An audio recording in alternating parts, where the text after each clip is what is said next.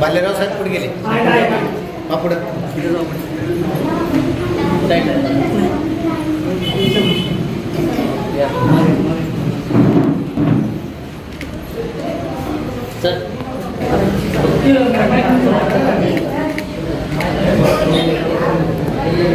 लोकसभेचं खरं तर फॉर्म भरण्याच्या पहिलंच वार्ड क्रमांक 10 मध्ये काळगे साहेब ही बौद्ध वस्ती आहे, प्युअर आंबेडकरवादी. इथं संजय बनसोडेची बी स्वर आहे, शिंगारेची बी स्वर आहे. पण ह्या बुथामधून तुम्हाला किती मतदान मिळते ही भयाला सांगून आले. कारण वार्ड क्रमांक 10, 7, 9, 11 ही वार्ड 20,500चा वार्ड आहे. 20,500 मधून तुम्हाला मतदान वार्ड क्रमांक 10 मधून किती मिळत ही पीटीतून कळते, लपून राहत नाही. त्या माध्यमातून ही आंबेडकर चळवळीची वस्ती आहे आणि ह्या आंबेडकर वस्तीमध्ये सुरुवात या भूमीतून तुम्हाला आम्ही प्रचाराचं नाव पुरत आहे. कारण ही भूमी मतदारसंघामध्ये जळकोट मधून भोसले साहेब मायनस होत असताना ह्या गल्लीनं 4,000ची लीड भोसले साहेबांना देऊन त्यांना आमदार केलं. आणि त्याच पद्धतीनं जसं गोविंद केंद्र जळकोट मधून भरायला येत असताना आपण त्यांना भोसले साहेबांना इथून आमदार केलं. दुसरे आमदार संजय बनसोडे साहेबांना सुद्धा जळकोट मध्ये मायनस असताना उदगीर शहरामधून लीड देऊन त्यांना आज आमदार आणि मंत्री केलेले. तर ह्याच भूमीतून तुम्हाला 76,000 मताची लीड का म्हणता येईल. आणि लातूर लोकसभेमध्ये अमित भैया, धीरज भैया यांच्या नेतृत्वामध्ये जे मतदारसंघ तुम्हाला लीड देईल तीच मतदारसंघाची नोंद दिल्लीत होणार आहे. म्हणून मी आमच्या शहरामध्ये तुम्हाला लीड देणं जास्त येईल का लातूर मधून येईल का रेणापूर मधून येईल ही बघण्याची भूमिका आम्हाला 4 तारखेला बघायची आहे. म्हणून आंबेडकर चळवळीच्या कार्यकर्त्याला, मुस्लिम समाजाच्या कार्यकर्त्यांना, कारण इथला मुस्लिम समाज, दलित समाज भारतीय जनता पार्टीला उमेदवार निवडून देऊन काय गलती झाली.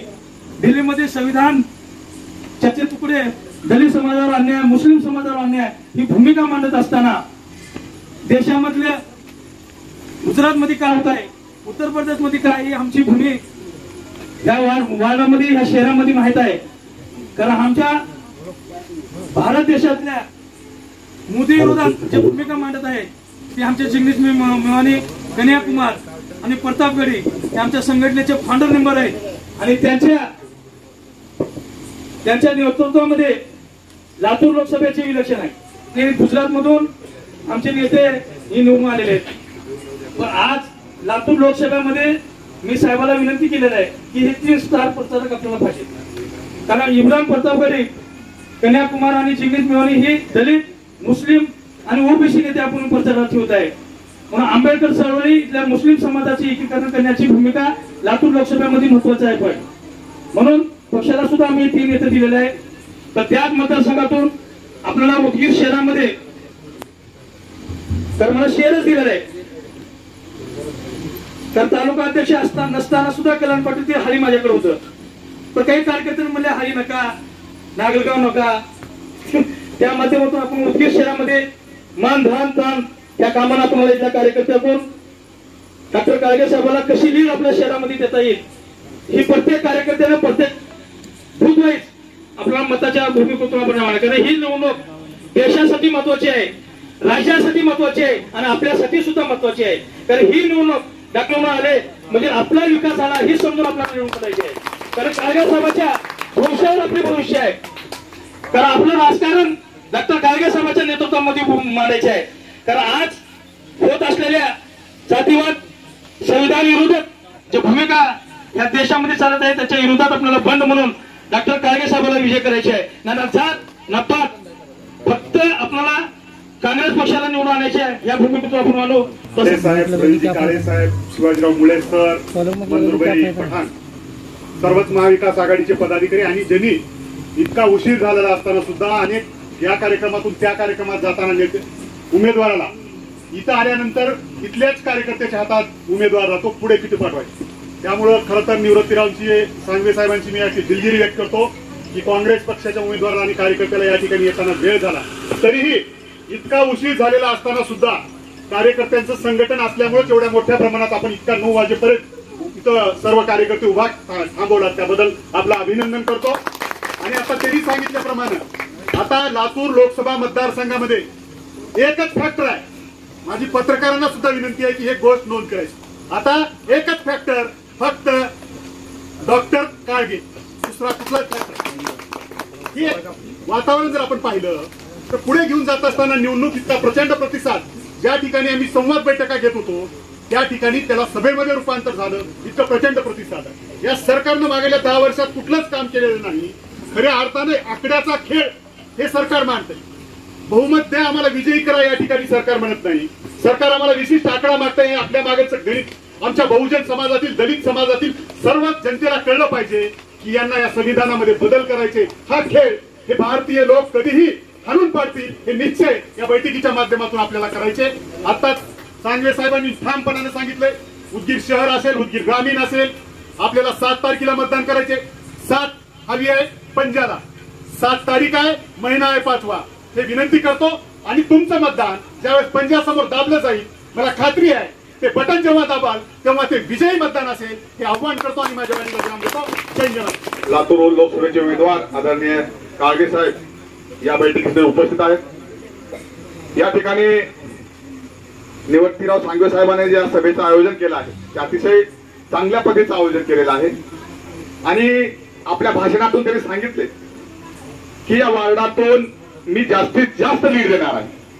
मित्र हो, त्यांचा बोलण्याचा जो हेतू होता, या देशाची लोकशाही वाचली पाहिजे, या देशाचं संविधान वाचलं पाहिजे आणि मनुसमृद्धी या देशात पुन्हा नाही आली पाहिजे, यासाठी आपल्याला काळगे साहेबांना मतदान करायचं आहे. आणि पंजाला आपल्याला 7 तारखेला मतदान करून काळगे साहेबांना लोकसभेत पाठवायचं आहे. एवढंच या प्रसंगी सांगतो आणि थांबतो. धन्यवाद. निवृत्तीराव सांगवे साहेबांच्या माध्यमातून होत असलेल्या सुसंवाद बैठकीला उपस्थित असलेले आमचे महाविकास आघाडीचे सर्व नेते, पदाधिकारी, सांगवे साहेबावर प्रेम करणारी त्यांची सगळी या परिसरातली मित्रमंडळी आणि आदरणीय बंधू भगिनींना, आज मी तुमच्या समोर लातूर लोकसभेचा उमेदवार म्हणून, महाविकास आघाडीचा अधिकृत उमेदवार म्हणून आज तुमच्या समोर उभा आहे. आणि मागच्या 15-20 दिवसापासून आम्ही पूर्ण मतदारसंघाचा दौरा करत फिरत आहोत. या माध्यमातून फिरत असताना आमची एक भूमिका आहे की उमेदवारी अर्ज दाखल होण्याच्या पूर्वी पूर्ण मतदारसंघातील पदाधिकारी, नेते, बूथ प्रमुख आणि काही प्रमाणात सर्वसामान्य मतदार यांची एक भेट त्या निमित्ताने माझी व्हावी, त्यांचा उमेदवार त्यांना समजावा, या उद्देशाने ही एक प्राथमिक फेरी आम्ही पूर्ण करत आहोत. या मतदान प्रक्रियेला समोर जात असताना येत्या 19 तारखेला आपला उमेदवारी अर्ज लातूरला दाखल करायचा आहे. त्यासाठी होणाऱ्या रॅलीमध्ये आपण सर्वांनी मोठ्या संख्येने उपस्थित राहावं आणि आम्हाला आशीर्वाद द्यावेत अशी विनंती या निमित्तानं मी तुम्हा सर्वांना करतो. या मतदानासाठी आपणाला 7 मेला मतदान करायचं आहे आणि 7 मेला मतदान करत असताना आपणाला यावेळी मतदान हे जबाबदारीनं करायचं आहे. दरवेळी आपणाला ज्या भूलथापांना बळी पडलो आपण, मागच्या काळामध्ये ज्या जाहिरातीला बळी पडलो, त्या सगळ्या जाहिरातीचं, भूलथापांचं चित्र आता उघडं पडलेलं आहे. या मागच्या 10 वर्षामध्ये सरकार ज्या पद्धतीनं वागलं ते कुठेही सर्वसामान्याला पटणारं नाही, सर्वसामान्याला परवडणारही नाही. शेतकरी असेल, शेतमजूर असेल, अल्पसंख्याक असतील, विद्यार्थी असतील, त्यात महिला असतील, बेरोजगार असतील, व्यापारी असतील, या सगळ्या स्तरावर हे सरकार टोटली नाकामी राहिलेलं आहे. कुठल्याही स्तरातले, कुठल्याही एका घटकाचे प्रश्न या सरकारने सोडवलेले नाही. शेतकरी परेशान आहे, हमी भाव नाही आहे, त्याला कर्ज मिळत नाही आहे वेळेवर, त्याला विमा मिळत नाही वेळेवर, त्याच्या लागणाऱ्या सगळ्या गोष्टीला जीएसटीच्या माध्यमातून महागाई वाढवून ठेवलेली आहे. त्यामुळं शेती हा व्यवसाय सध्या शेतकऱ्याला कुठल्याही अर्थानं परवडत नाही. महिलांच्या सक्षमीकरणाचा विषय आहे, महिलांच्या संरक्षणाचा विषय आहे. या दोन्ही बाबतीमध्ये हे सरकार फेल्युअर ठरलेलं आहे. एज्युकेशन मध्ये, हॉस्टेल्स मध्ये त्यांना इम्प्रुव्हमेंट पाहिजे, ती मिळत नाहीये. बेरोजगारांना नोकऱ्या मिळत नाही आहेत, मिळाल्या तर त्या कंत्राटी बेसिसवर दिल्या जात आहेत. त्यामुळं बेरोजगार परेशान आहे.